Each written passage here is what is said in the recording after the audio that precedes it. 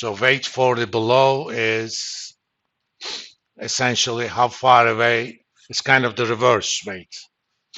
How far away is it to the high end? That means it's closer to the low end. So if it's closer to the low end, higher is the weight. Same thing here. Weight for the above is the distance between the actual maturity and the maturity for the below. And below weight, right below, above weight, right above. As long as we have entered this number correctly, and let's do that again.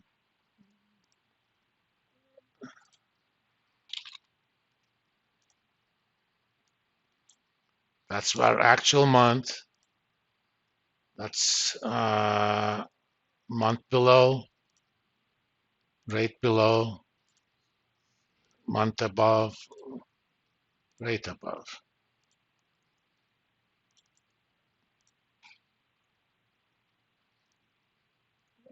And the trick was getting those numbers automatically.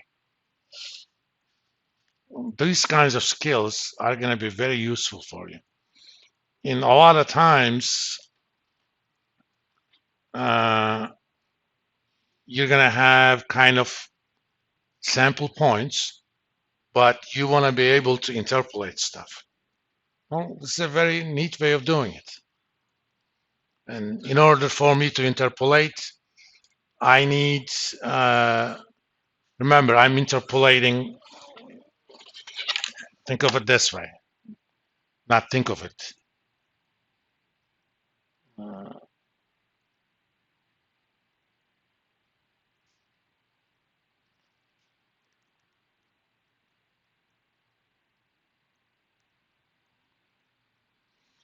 This is T for the maturity and rate for the rate, right? So I know 2 years, I know 3 years. No, those are not the actual numbers, but I know 5 years. What we're doing is effectively assuming that, let me use a different color. This color is horrible.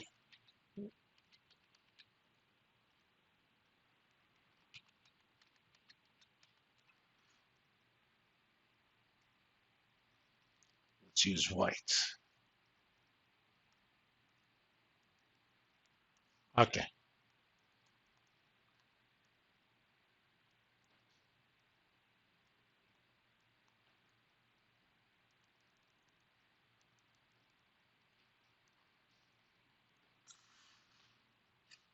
So I'm thinking that that curve is segment-wise linear. For a lot of purposes, that's good enough. It's graduate level stuff. We can make it segment-wise quadratic, but it's a lot more math that I don't want to do here. But the idea is pretty much the same. The question is,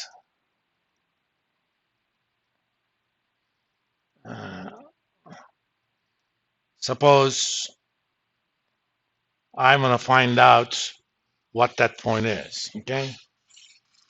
So this is 2, this is 3. And let's say this is 2.5. When it's exactly in the middle, you know what to do. You take the average, right?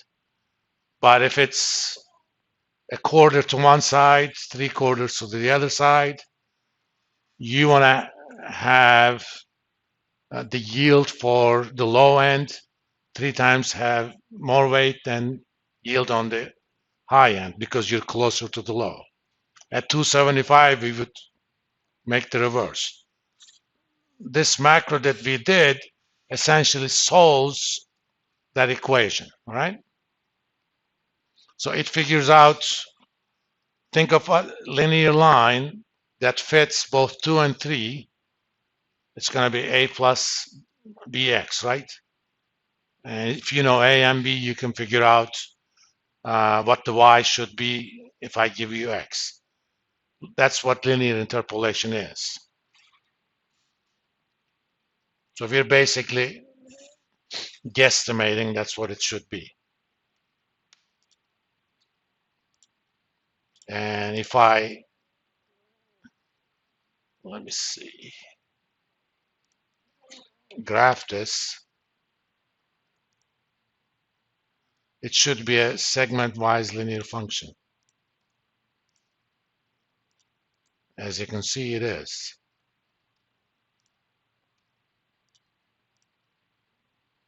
You know, straight line, straight line, straight line, straight line. All right.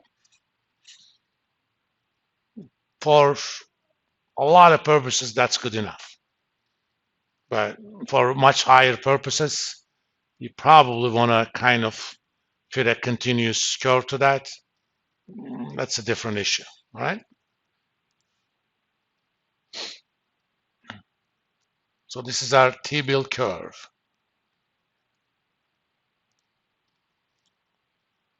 Where is my spot curve long? All right. Now I'm going to do a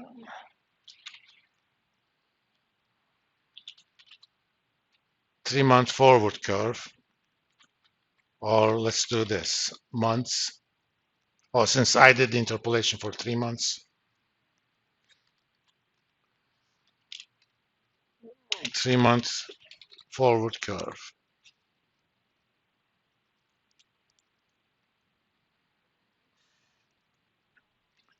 I want a 3-month rate that starts 2.25 years from now, that ends at 2.5, right?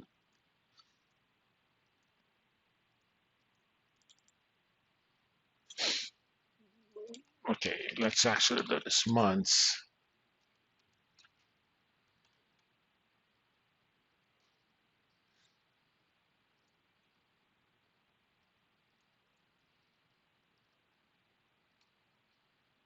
No, let's do this as it is.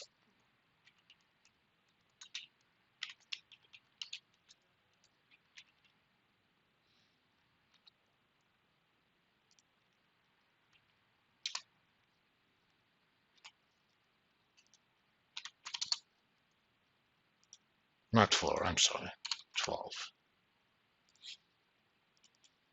Remember, I'm going to take the first 24 from the forward curve, from the euro dollar curve like this. Same idea here.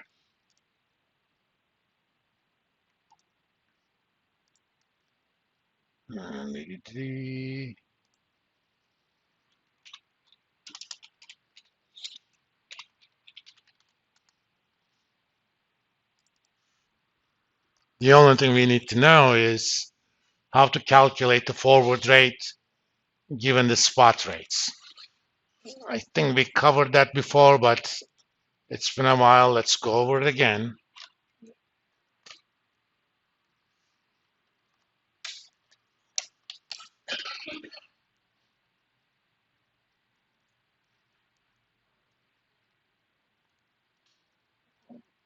You know the yields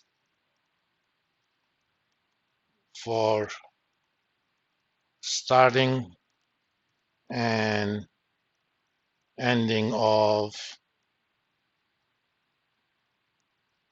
the forward rate agreement.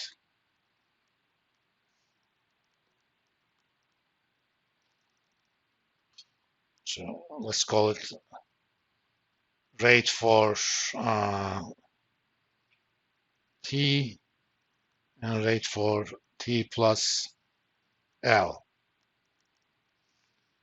L is length of the FRA.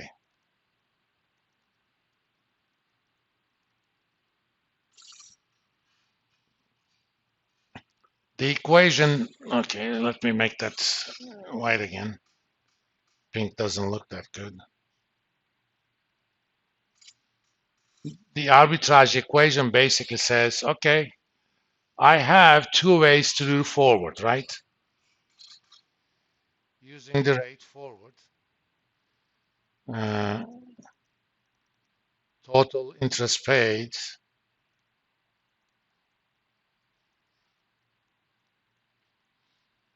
is 1 plus rate forward raised to the power L minus 1. L here I'm measuring in number of years, okay? So if I'm paying forward rate, length is 2 years, forward rate is 4%. During those 2 years, I'm gonna pay 1.04 raised to the power 2 minus 1 as interest. This is using the actual forward rate.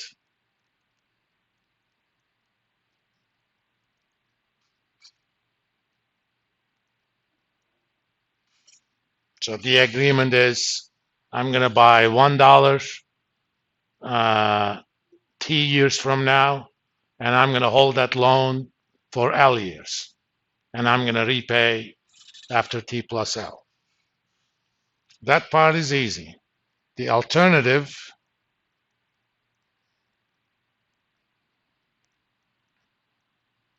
so-called the money market forwards, I also call it the poor man's forward.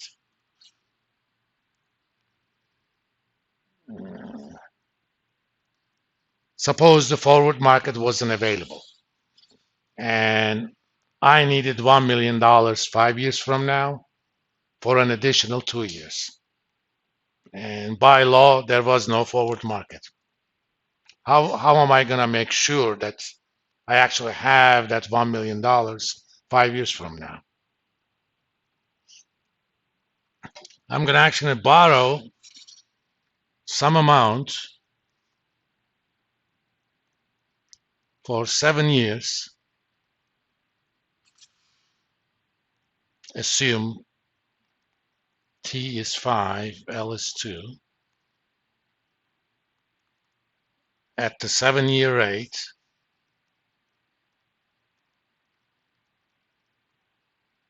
invest that for 5 years at the 5-year rate.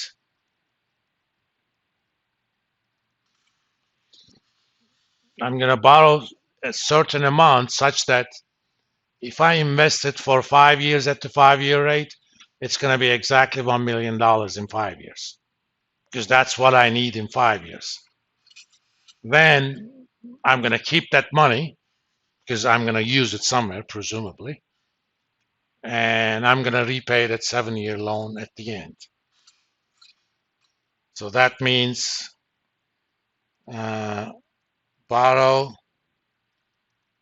1 million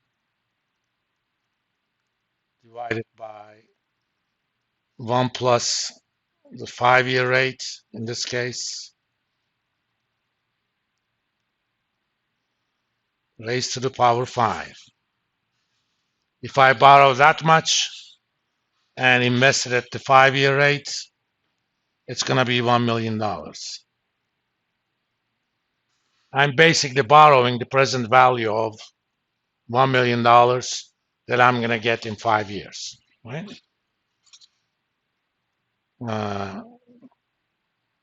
And